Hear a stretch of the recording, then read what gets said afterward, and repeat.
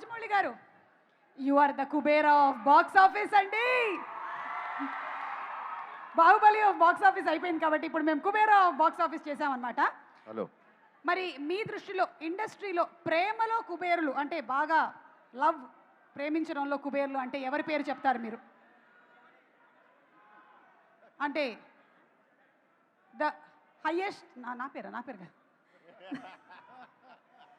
Yeah Suma I think నేను మీకు options ఇస్తాను. లేదు లేదు లేదు నువ్వే, ఎందుకంటే ప్రతి pre release event or any ఈవెంట్లో అందరినీ నీ సొంతలాగా మాట్లాడి I think you are the most ప్రేమలో I think you are the కుబేరిణి ఆర్ ఏమనాలో తెలీదు.